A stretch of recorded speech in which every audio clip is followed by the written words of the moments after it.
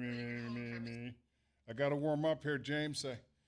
I don't have my speaking voice just yet. I had to run out to the car. I'm a little out of breath. Not because I'm out of shape. It's because I'm 60 years old, I guess. I don't know. Anyway, welcome to Talk of the Town with Jon Adams. I'm pretty excited about this show. There's a lot of things to cover. At the top of the list, I don't know if you guys have heard about it, but there's going to be a boycott on February 28th.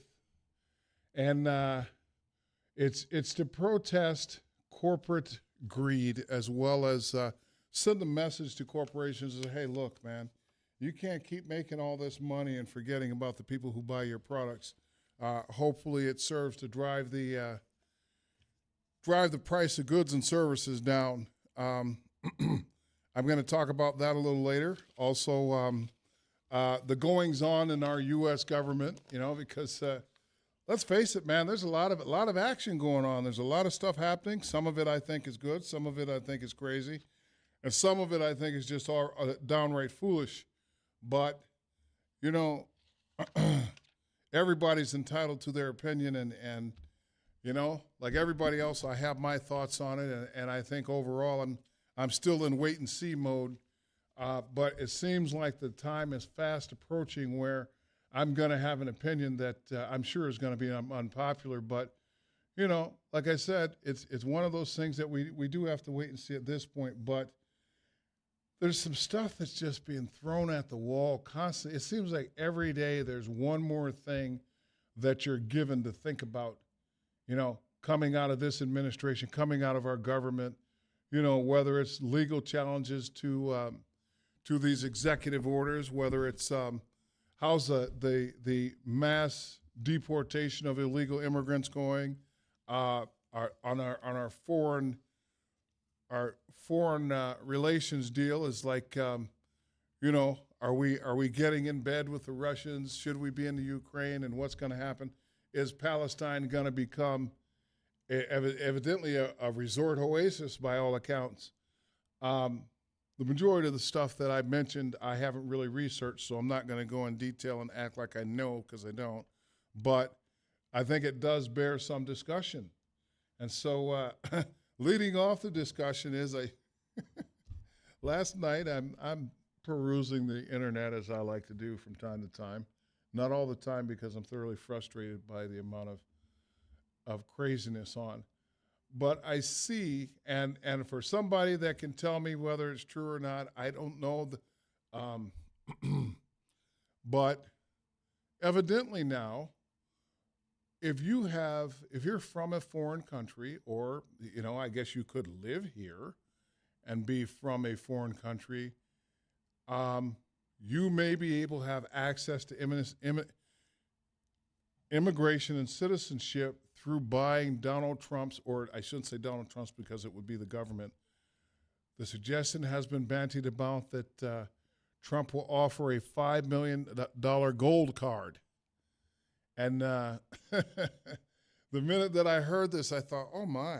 So we're basically selling citizenship. And so, as is my process, I immediately got on the internet and went to the immigration website run by the United States, and I found out that I believe that there are 5 or 6 different forms of immigration. But the one that I focused on it's called EB-5.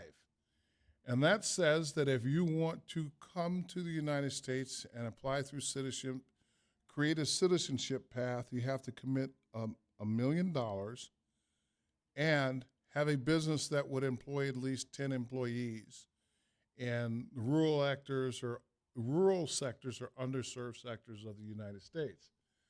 And so looking at the article, it said, well, this is no different. The gold card is no different than EB-5, which I find interesting because EB-5 has been utilized to the tune of, I think they said 10,000 people or 8,000 people were allowed to enter the United States using EB-5. Well, Mr. President, he made it clear that he could probably sell, what did he say, 10,000, 10 million? I don't know. But he's quite sure that he could sell a bunch of these $5 million gold card immigration deals. So Um, First, I want to know your thoughts on this. So, we have people that are using the legal channels by which to become immigrants, and then we have people that, of course, are crossing the border illegally. And now we're looking at adding to how you can get to the United States. Now, my opinion on it, at first I was like, wow, here we go. Let's let our rich friends in. Let's let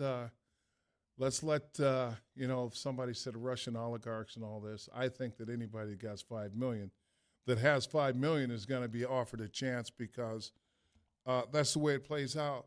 The rich take care of the rich, and let's face it, I don't know anybody who's got 5 million.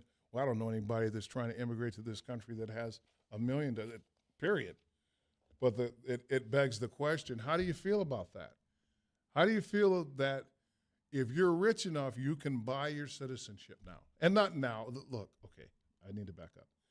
This is just a theory. I mean, it's thrown about, but again, look, if I were president, I think I would take care of my friends and family and people and business associates. I think I would do that. Now, the funny thing is this guy's just doing what people do. It looks weird because it's serving people that have so much money that we think that they don't think about us, and I'm sure they don't. I don't think about Jon Adams anyway. But think about if you're president of the United States, the most powerful man in the world, and you want to bring these people over. Well, we know that last year the Supreme Court passed a law that president can't be held liable now for any presidential acts. So let's just, for whatever you want to call it, say that we do get some undesirable people that come through on this $5 million gold card. Well, he's exempt. And let's face it, it's not like they're going to his office and handing him the $5 million. I'm sure there are going to be things in place to handle it. But how do you feel about that? Because here we know that we have people that have been coming to this country that have been waiting years to become American citizens. So does that mean if you pay the $5 million, you get fast-tracked? I would think so. I mean, let's face it, access has its privileges. But now, if you're someone who has family in Africa or in Europe or in Japan or in the Middle East, how do you feel about that, knowing that somebody's going to be able to skip the line simply because they have money? That's one of the topics that I want people to call in. The second thing is, we've had a lot of things thrown at us in 1 month, and I want to get people's opinion as to how you feel about that. I've talked to a number of people in this past week that say they feel a sense of hopelessness with everything that's going on. They just feel hopeless, like it's way bigger, beyond our control, and so you know what? It is what it is. Me personally, my friends and I, we have a very interesting point of view because as we see people struggling or complaining about what's going on, it just reminds us of what we were told when we complained or we had issues, such as pulling yourself up by your bootstraps. Now, it's funny because some people are going to say that's cold-blooded, but, as recently as this past year in Fargo, a city commissioner said that almost verbatim on this show. Hey, listen, people that are homeless, they're making a choice. They're choosing this and that. We're not going to support their bad decisions, so they need to pull themselves up by their bootstraps and do what everybody else did. By the way, that commissioner actually was well-to-do and never had any bootstraps, but I thought it was interesting that he felt the need to say that he did pull himself up by his bootstraps. Another story for another day, but here we are.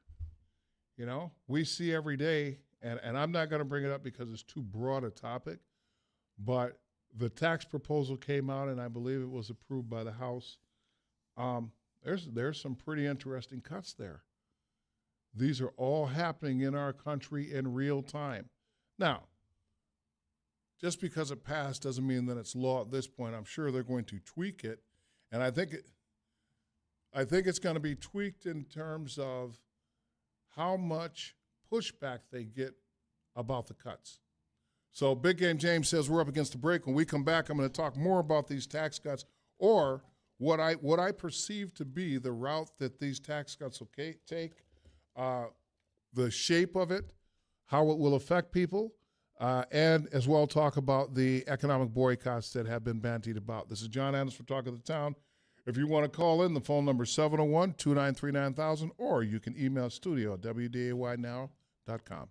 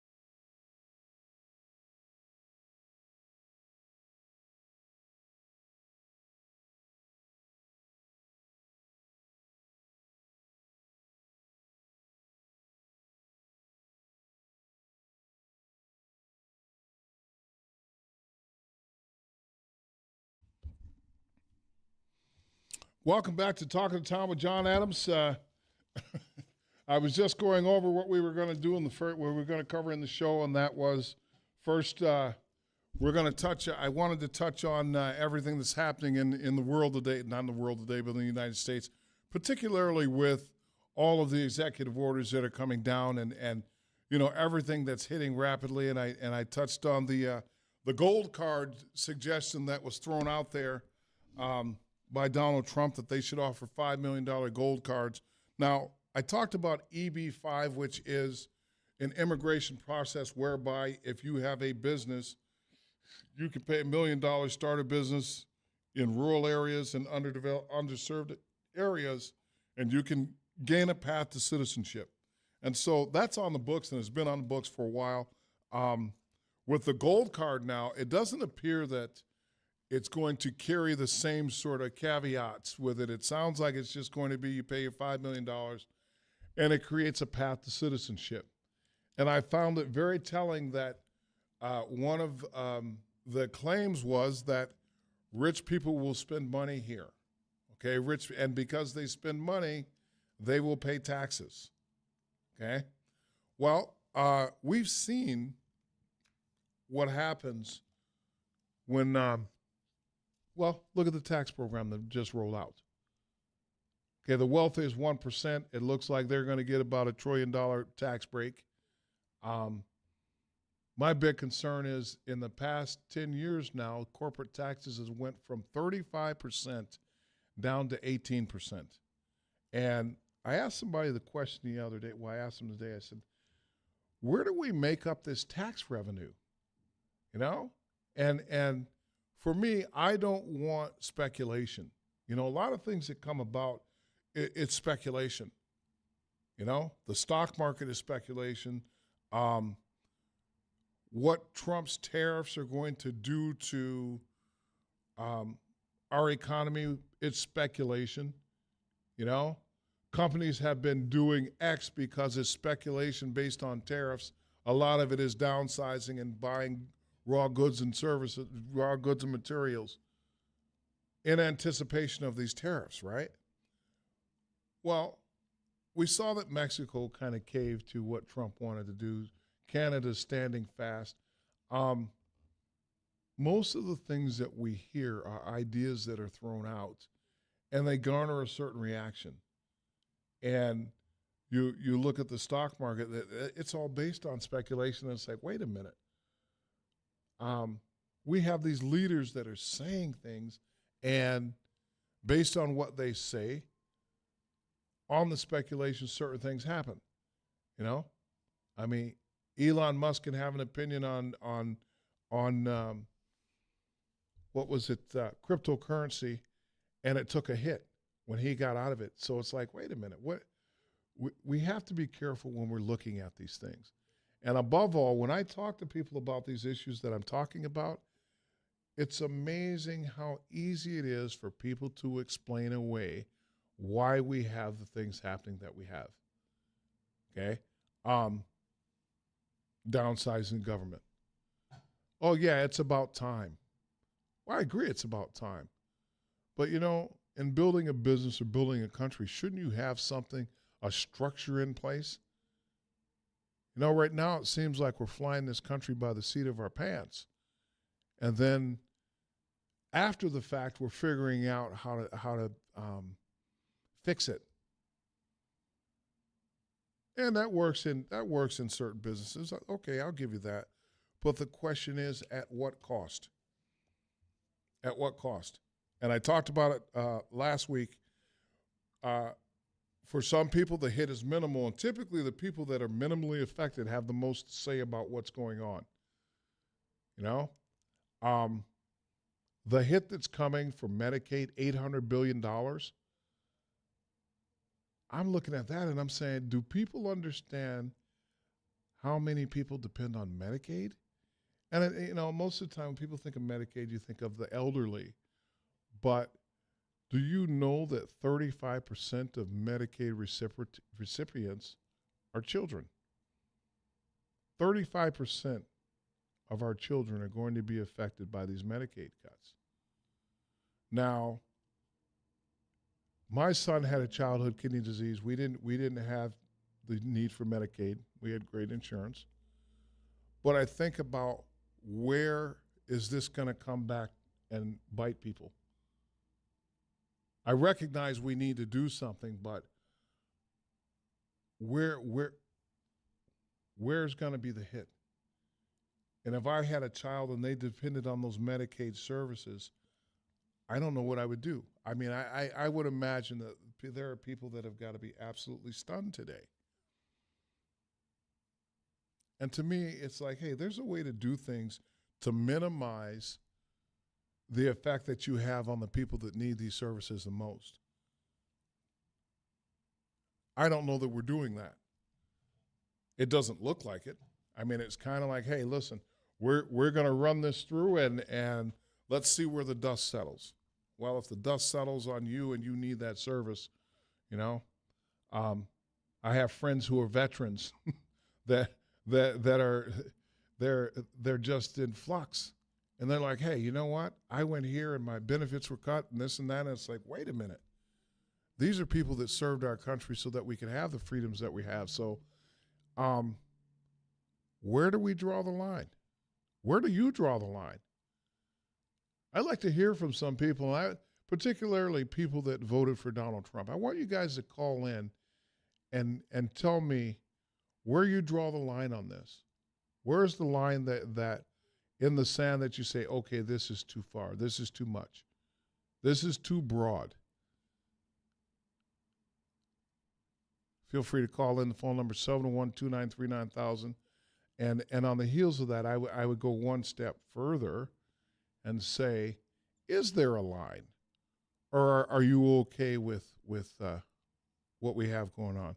So I do know this, that people that have been affected by certain things that have gone on, ordinary citizens that shop at Target and Walmart, you know,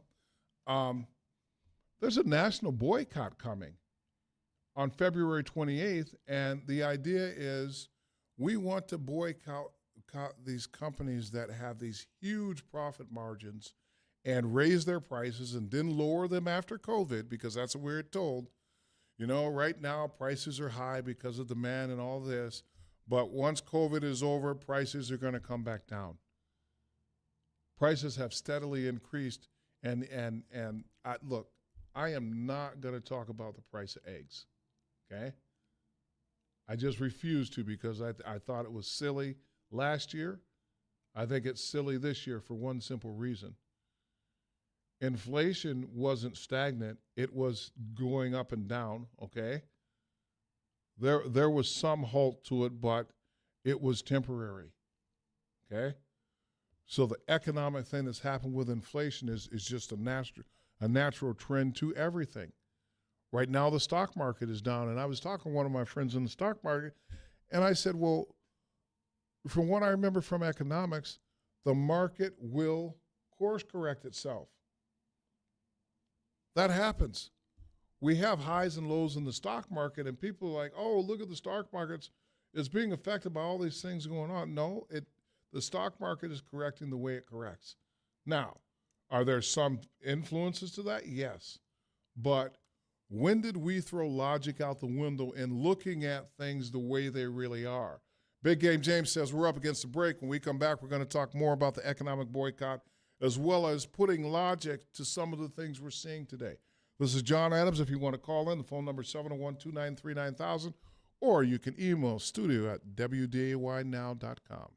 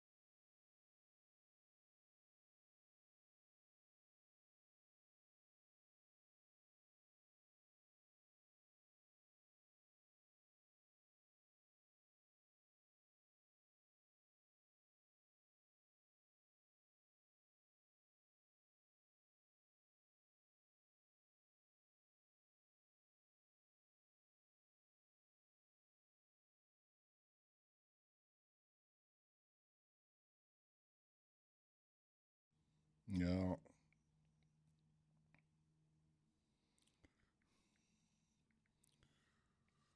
Welcome back to Talk of the Town with Jon Adams. Sorry about that little dead air there. I don't know what you were playing, James, but it got me all fired up. But so I was talking about the economic boycott that's supposed to take place on February 28th of this year. Um, like I said before, the idea is to get these corporations to understand that they need to start paying attention to how much they're charging us for goods. You know, how much, I mean, it just seems like prices haven't come down. And, you know, with inflation, something's got to give, you know. There are a lot of people that are, you know, that are suffering. And so at what point do we say, okay, enough is enough?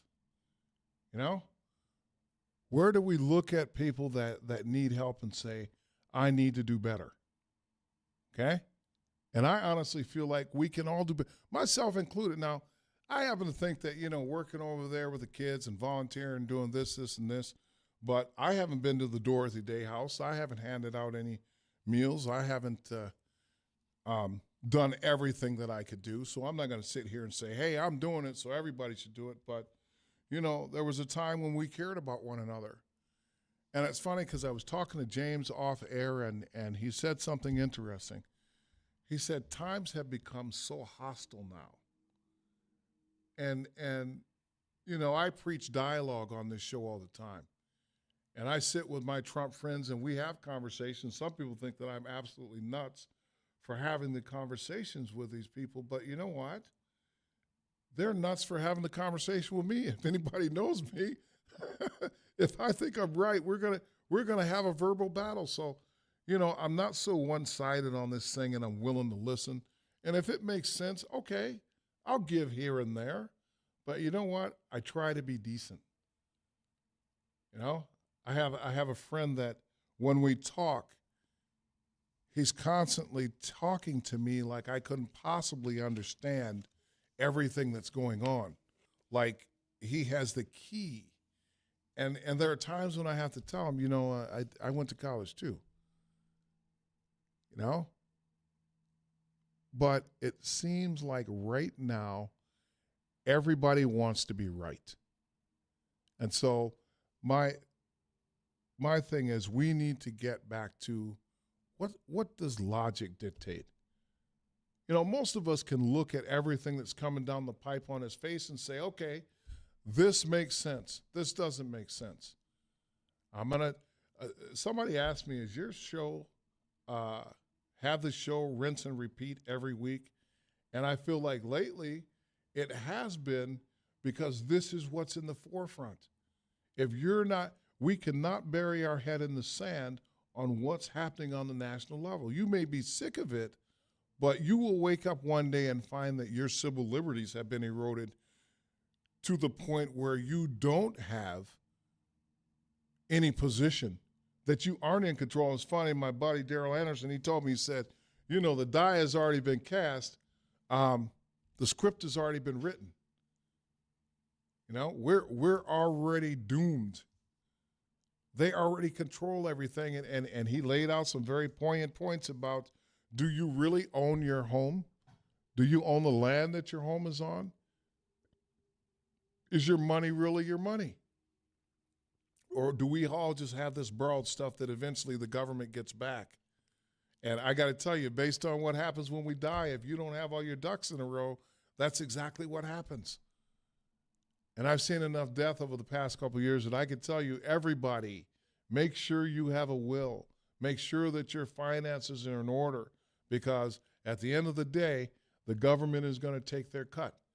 So if you're not well-versed on what you need to do so that your children get their inheritance and aren't taxed through the roof, so that that house that you were saving to pass on to the kids, there are tax implications behind all of that.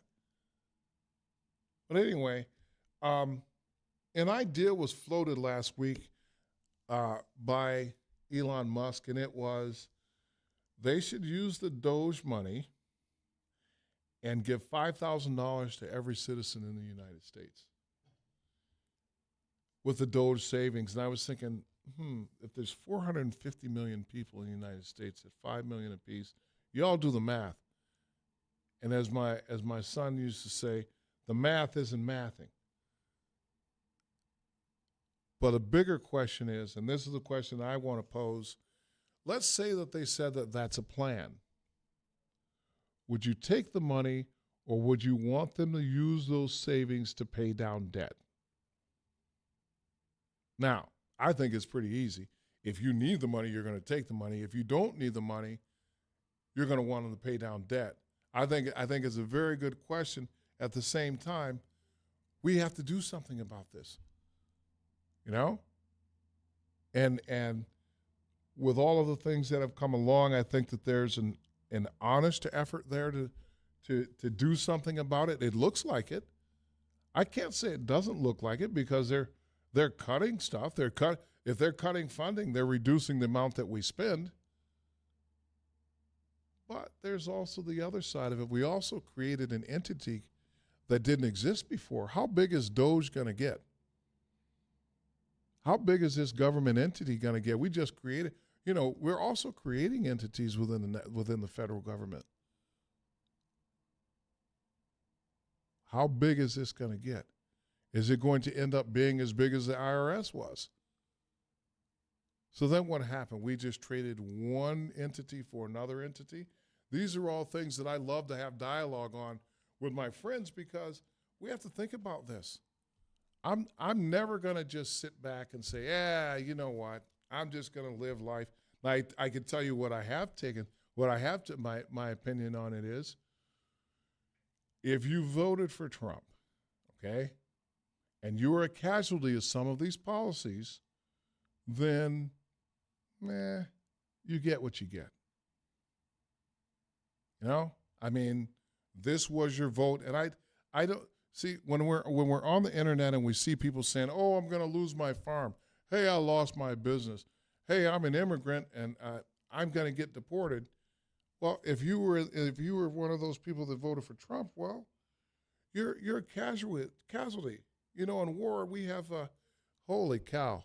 So they have a picture of Donald Trump's cabinet, and guess who's at the front of it? Doug Burgum.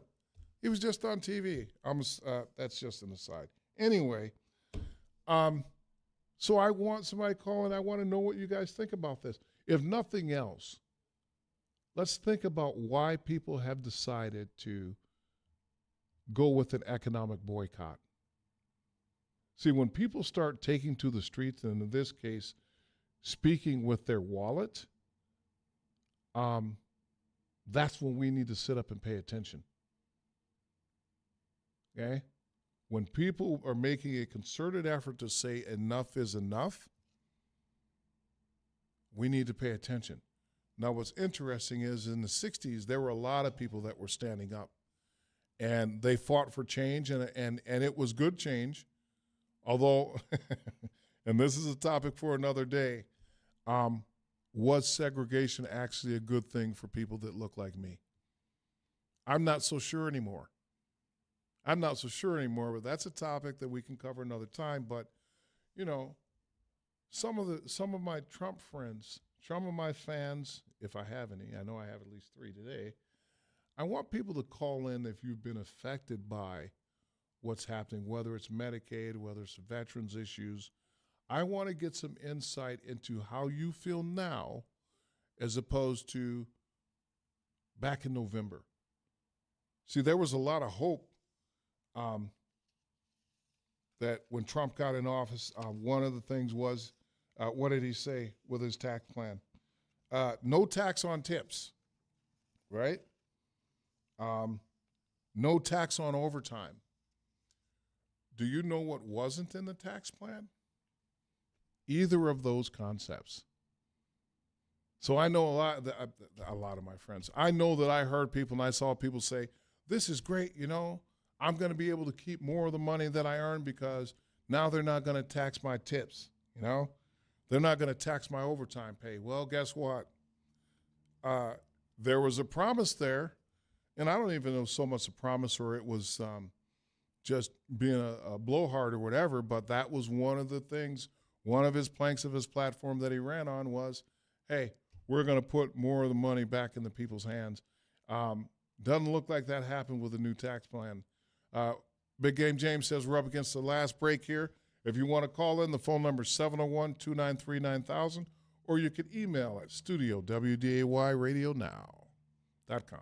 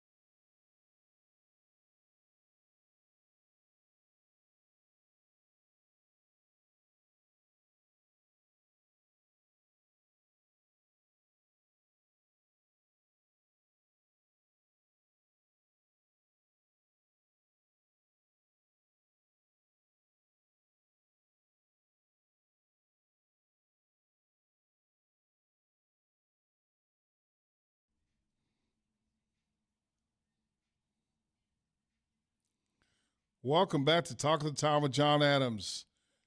James is spinning it up again. Lovely, lovely, lovely. So let's put a bow on this economic boycott. So February 28th, I will be participating in the economic boycott. Now, I want to make this clear.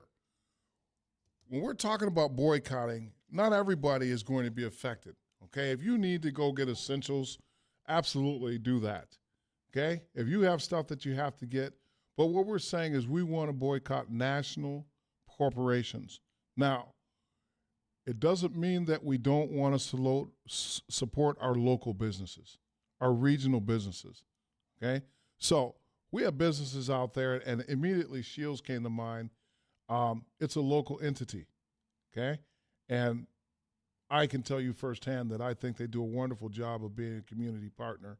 But if you're going to go out and you're going to spend your hard-earned dollars, spend them locally. Give the small business people a chance. Support your local community, but on a national level, the Targets, the Walmarts, the Sam's Clubs, these entities that clearly value your dollar in a way that doesn't say they care about you personally. That's where we want to boycott, because we have to do something to try to drive prices down. And nothing speaks louder than when you use your dollar. And I've been saying it all along. If we in the black community ever decided to mobilize, $41 billion worth of spending power, we could change our own circumstance, which I'm going to have a show, and we're going to talk about my thoughts on what we need to do. And briefly, I'll tell you, I've said it before. We need to start taking care of our own and taking care of our own neighborhoods and meeting our own needs. The government is not coming to save anybody. Let's get that perfectly clear. They're not coming to save anybody, but if we take care of our own communities, be good community partners within the community, there's no reason that we can't move forward just like everybody else. Now, I would say there's one last topic that I wanted to touch on. And for me, remember last week I said that when it comes to all the things that come down from on high, that I'm not overly concerned, and most people aren't unless it directly affects them. Well, we know that in terms of law enforcement, we have gotten the short end of the stick. Not only minorities, but immigrants and poor people and poor white people. Let's not leave you guys out of the equation. People that are socioeconomically disadvantaged. Well, they shut down the federal database that holds our law enforcement accountable. And so this database was put in place so that if you were a bad cop in one area, you could not go and get a job in a different station. So if you had police misconduct, that stayed on your record. And nationally, we had access to that. And I thought it was a great idea.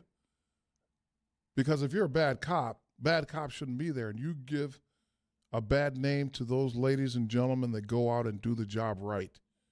And it bugs me to no end that we continually make it okay for bad cops to go someplace else and do bad things. Now, I'm 200% behind law enforcement, but this is about accountability. And for me, I don't want, just like I don't want bad corporations, I don't want bad politicians, I don't want bad cops. So here's something that I thought was an accountability piece, and I'm trying to wrap my head around why that no longer exists. Why are we protecting people that are doing bad things? Why is our government protecting people that are doing bad things? It's something to think about. If this does not give you pause, I don't know what will. Because I'll tell you what, if you're a bad person and you want to do bad stuff, you're going to do it. And I don't care what sector you're in, but this really, if somebody could call in and tell me a logical reason why this is an acceptable move, I'd be all ears. As a matter of fact, I give you the rest of the time we're here. If you can tell me why such a vital accountability piece has been eliminated by our federal government. This is where I say we really have to be vigilant. You know, I said it before. Right now, they're flooding the zone. They're flooding the zone with all this different stuff, right? You know, budget cuts, you know, downsizing, all this different stuff. And then something that I think that is a critical piece for accountability for law enforcement all of a sudden doesn't exist. Okay? And let's remember that when President Trump was indicted and convicted, almost 34 counts, everybody that supported him was up in arms saying he was railroaded, it's a witch hunt, all of this stuff. And now it's funny because he's president and he's going through and he's putting a hammer on all these people that he perceived were bad people that worked against him, right? So now it's okay for the most powerful person in the world to go and have a witch hunt and accountability, but yet when it comes to the citizenry in the United States, they removed an accountability piece that is vital for us to be safe in our communities. Make it make sense. These are the things that we have to, at some point, I'm too old to get out and march. Let's face it, I got bad knees and a bad hip, but these are things that we should be talking about. Don't bury your head in the sand, you know? And for those of you that want to defend it, please call in. I also have a YouTube channel. I have emails. I have all of that. Call and explain or email, whatever you got to do, and help it make sense. And then the flip side of that is, if you do agree that this is a bad move, say something. On the local level, on the state level, on the national level, we need to let them know. We understand you're trying to reshape the government, but not at the expense of the citizenry. This has been Jon Adams for Talk of the Town. If you want to, well, you can't call in because it's the end of the show. I want to thank you guys for tuning in. I'm not going to do any more pontificating over the next couple weeks because I'm going to have the president of Oak Grove on to talk about their expansion, as well as Mr. Kading, the principal at the Oak Grove Elementary. I want to get back to talking about positive things that have happened that are happening in our community, and Oak Grove is one of those shining beacons that we can look at and say this is a great entity. I want to thank you guys for tuning in. This is Jon Adams signing off. As always, stay black.